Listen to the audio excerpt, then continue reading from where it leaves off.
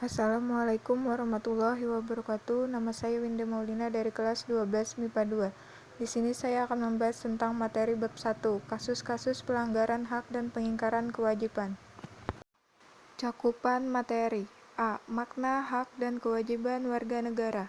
B. Substansi hak dan kewajiban warga negara dalam Pancasila. C. Kasus pelanggaran hak dan pengingkaran kewajiban negara. D. Penanganan pelanggaran hak dan pengingkaran kewajiban negara. Kita akan masuk di pembahasan pertama, yaitu A. Makna hak dan kewajiban warga negara. Makna hak warga negara: hak merupakan semua hal yang Anda peroleh atau dapatkan. Hal tersebut dapat berbentuk kewenangan atau kekuasaan untuk melakukan sesuatu. Setiap hak yang diperoleh merupakan akibat dari dilaksanakannya kewajiban. Kemudian yang kedua, hak asasi manusia adalah hak yang melekat pada diri setiap manusia. Kemudian, hak warga negara merupakan seperangkat hak yang melekat dalam diri manusia dalam kedudukannya sebagai anggota dari sebuah negara. Hak warga negara merupakan seperangkat hak yang melekat dalam diri manusia itu dipengaruhi oleh status kewarganegaraannya. Misalnya, hak warga negara Indonesia: setiap warga negara berhak menduduki jabatan dalam pemerintahan Republik Indonesia itu adalah hak warga negara Indonesia. Kalau bukan warga negara Indonesia, maka tidak memiliki hak tersebut. Nah, itu sebagai hak warga negara. Selanjutnya kita membahas dan mempelajari makna kewajiban warga negara. Makna kewajiban warga negara: kewajiban adalah sesuatu yang harus dilaksanakan, pastinya dengan penuh rasa tanggung jawab.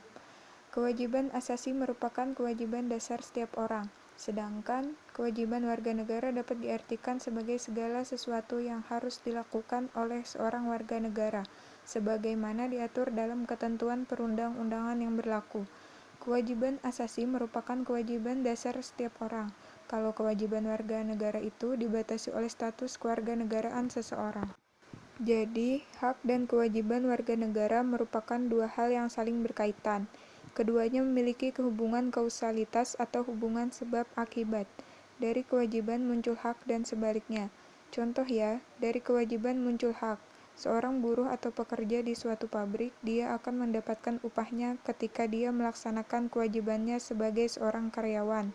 Sudah selesai bekerja, baru bisa mendapatkan haknya. Nah, itu dari kewajiban muncul hak. Oke, kita akan masuk dalam materi substansi hak dan kewajiban warga negara dalam Pancasila.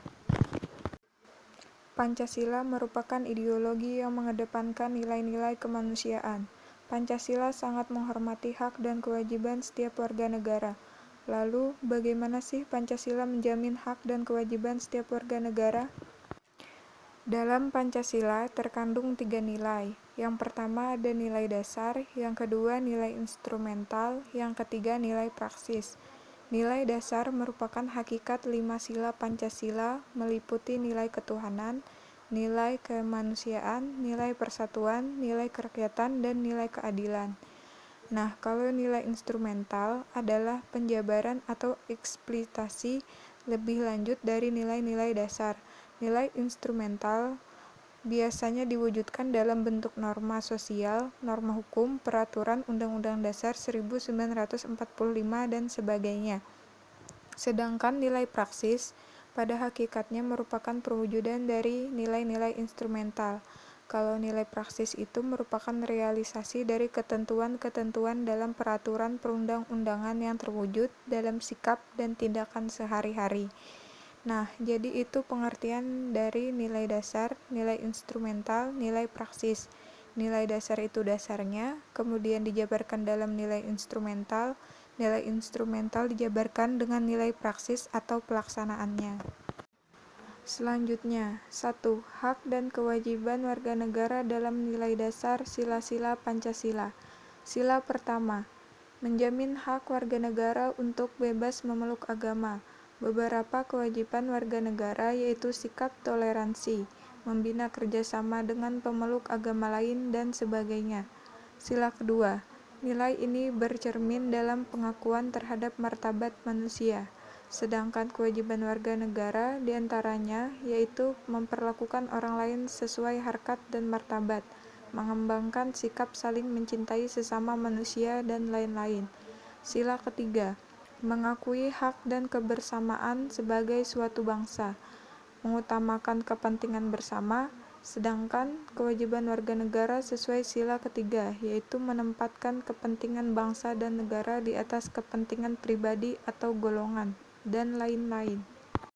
Sila keempat, menjamin partisipasi warga negara yang diwujudkan dalam bentuk kebebasan berpendapat dan berorganisasi serta berpartisipasi dalam pemilu. Sila keempat mengamanatkan setiap warga negara untuk mengutamakan musyawarah mufakat dalam setiap pengambilan keputusan, tidak memaksakan kehendak kepada orang lain dan lain-lain. Sila kelima, setiap warga negara mendapat perlakuan yang adil dan seimbang dalam bidang hukum, politik, sosial, ekonomi, dan kebudayaan. Sedangkan kewajiban warga negara sesuai dengan sila ini, yaitu mengembangkan sikap gotong royong dan kekeluargaan dengan masyarakat di lingkungan sekitar, tidak melakukan perbuatan yang merugikan kepentingan umum, dan lain-lain. Di sini saya hanya menampilkan beberapa pasal-pasal yang mengatur mengenai hak warga negara atau hak asasi dalam Undang-Undang Dasar Negara Republik Indonesia tahun 1945. Masih banyak sekali penjabaran dari nilai dasar ya, atau kita sebut nilai instrumental ada dalam jenis peraturan perundang-undangan. 2. Hak dan kewajiban warga negara dalam nilai instrumental sila-sila Pancasila. Sila pertama dalam pasal 28E ayat 1 dan 2, pasal 29 ayat 1 dan 2.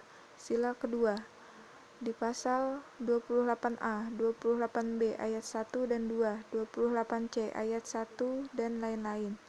Sila ketiga, pasal 1 ayat 1 dan pasal 28C ayat 2.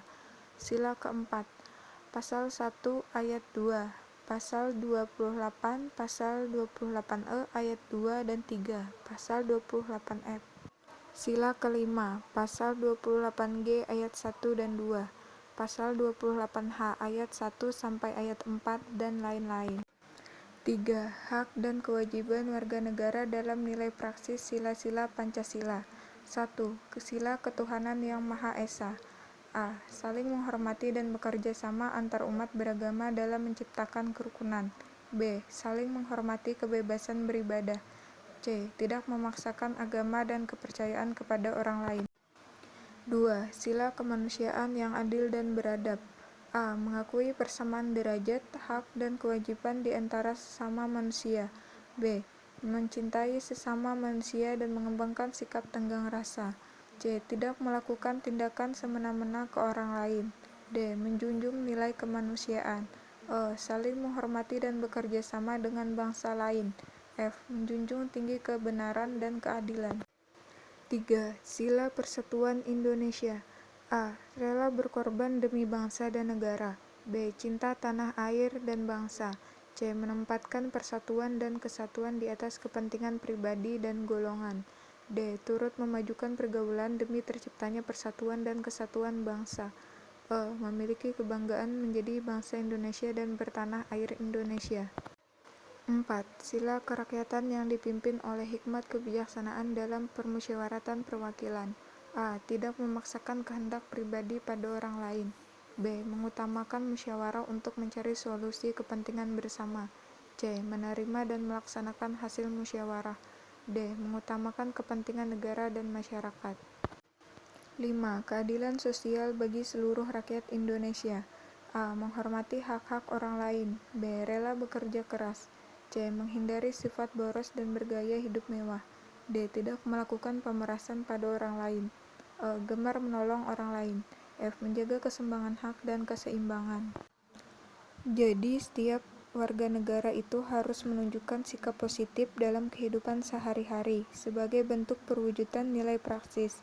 Jadi, nilai praksis ini terwujud dalam sikap dan tindakan warga negara dalam kehidupan sehari-harinya. Pembahasan selanjutnya yaitu C. Kasus pelanggaran hak dan pengingkaran kewajiban warga negara. A. Penyebab terjadinya pelanggaran hak dan pengingkaran kewajiban warga negara. 1. Sikap egois. 2. Rendahnya kesadaran berbangsa dan bernegara. 3. Sikap tidak toleran. 4. Penyalahgunaan kekuasaan. 5. Ketidaktegasan aparat penegak hukum. 6. Penyalahgunaan teknologi.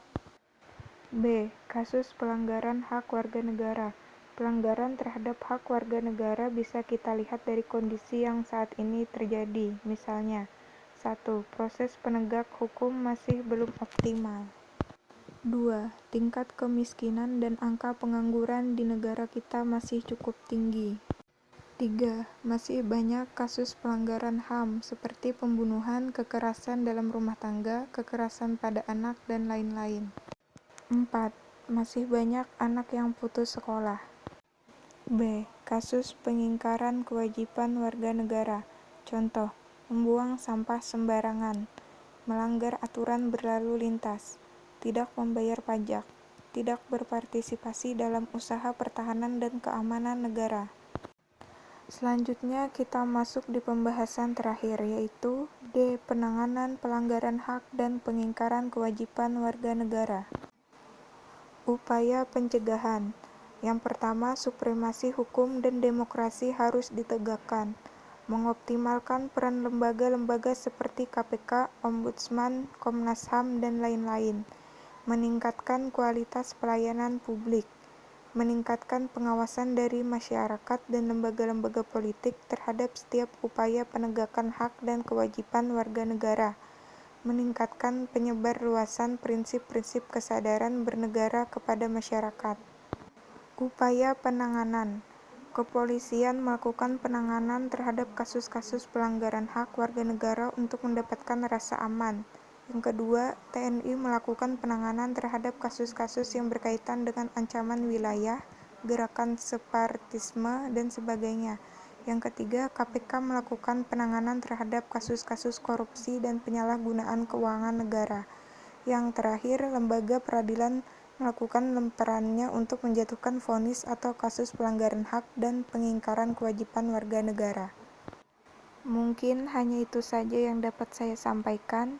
Mohon maaf apabila ada kekurangan, kesalahan penulisan kata, atau penyampaiannya. Wassalamualaikum warahmatullahi wabarakatuh.